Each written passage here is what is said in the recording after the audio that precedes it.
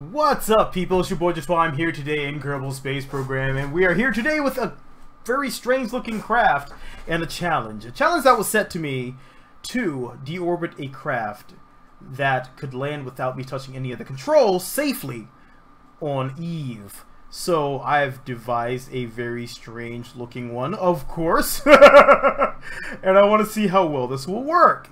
Hopefully well, we will see, because I need to make sure that we are coming in on a nice safe place on here.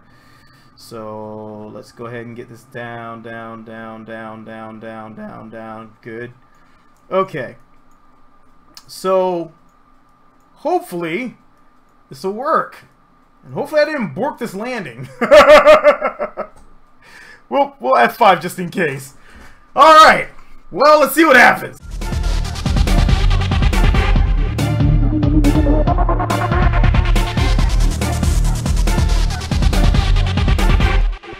Alright, so we are back, and we have the beautiful sunrise over to Eve with that nice glow showing on the planet. And we're going to discard our engines that have to, those also have to come down with us, so we're just going to let those off ahead. And then we're going to set ourselves to go prograde. Now, this also, when I decoupled, that will let us free spin. This free spin is going to let our craft actually chop through the air, and it's going to generate a bit of lift, and also is going to mitigate the heat. We really don't need this design, but I want to play with this design because it looks pretty dang cool. So we're going to go for it. Alright, once we are in the atmosphere, I have no controls given in my hand. There we go. It is on your own, little buddy. Let's see what it does. That should drop us right on some nice solid planet. We're going currently 3,300 meters per second. And we're going to see our spin up start to happen. There it goes. Little spin, little spin. That is actually going to mitigate a lot of the heat that's going to be that we're going to be receiving from this atmosphere. It's coming in a little sideways, which is a little concerning, but I'm pretty sure it's going to stabilize itself, so we should be fine. So let's show you what it looks like here, just spinning through as the heat shields cycle through. These are not motorized heat shields. That's probably the engines there that are blowing up. Oh god, oh god, oh god.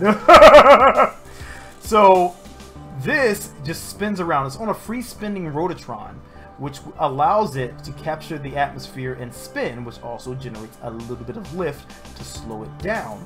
So the problem is it's a bit wobbly, as you can see here, but all this does tend to slow the craft down and mitigate the heat as well.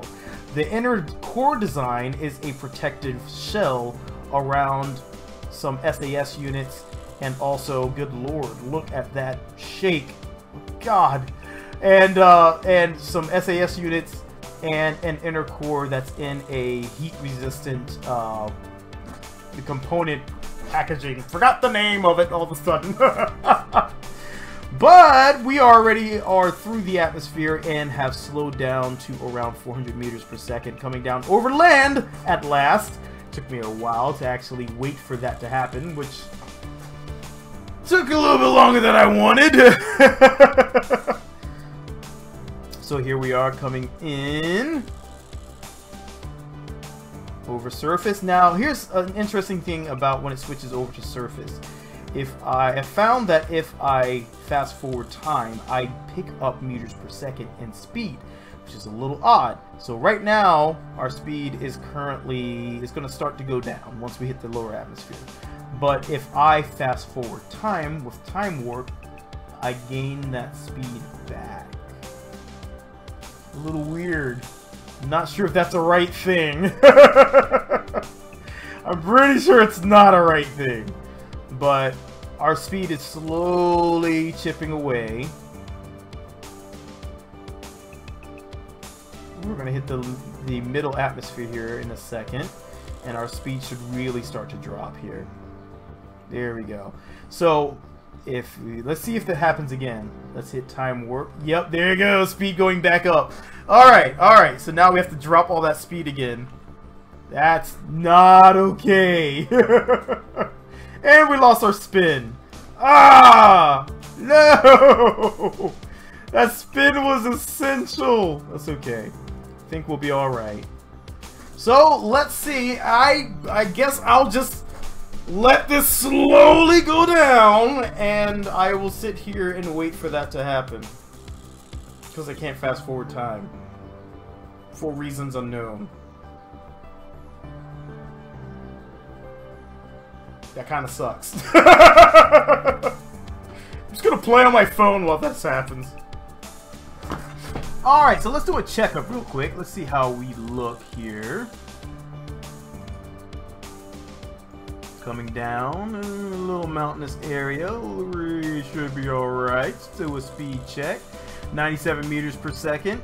Dropping speed significantly still. Entering the lower atmosphere. Speeds continuously dropping. As long as it's not water, this should be survivable here soon. So, the goal is to get down to around 80 meters per second. If we can get down to under 80 meters per second, which it looks like we will, our chances of survival increase significantly. So, hopefully, this will work. Well, more fast forwarding, more time spent. Can't time warp, so I'll be right back. Alright, so we are currently 36, 34, we're about 3,000 meters up. How about that? Currently at 69. Dropping down to 68 meters per second into the survivable zone. Question is, will we survive this direct impact? The question will be answered here momentarily, since we are about to smash into the ground. So, let's see. Yes. Alright, let's get rid of that. And now we can, Hey, get off. Thank you. Now we can just roll. That is beautiful. Powered by RTGs. This craft can rove to where it needs to go. Oh, that's beautiful. Yes. Yes. So, not only has it survived, but it's also still able to travel. It's not exceedingly fast, but it is able to travel. That is awesome. So, I think we can call this one a success. I like the fact that it can just roll where it needs to go like this. Spinning top. Yeah, that's right. You're allowed to break dance if you successfully land on Eve this way. So, we have a successful landing. Had to touch no controls. And our craft has survived. We have deorbited all of our parts. We are not stuck, of course, because I like Infernal Robotics too much. And so what it takes for this one is Infernal Robotics. That's basically it, just Infernal Robotics. I don't think I needed any tweak skills, just Infernal Robotics this time around. So there you go. A rover that can land via impact, litho braking, and still move around. So if you like what you're seeing, hit that like button, drop me a comment, let me know what you think. Definitely check out Jolly Rogers Aerospace, who offered this challenge to me via Dark Lion. And you can check out his method of dropping a giant fist onto Eve, which is rather awesome. I saw his new design that has spiked fists, which just looks cool. Definitely check that out.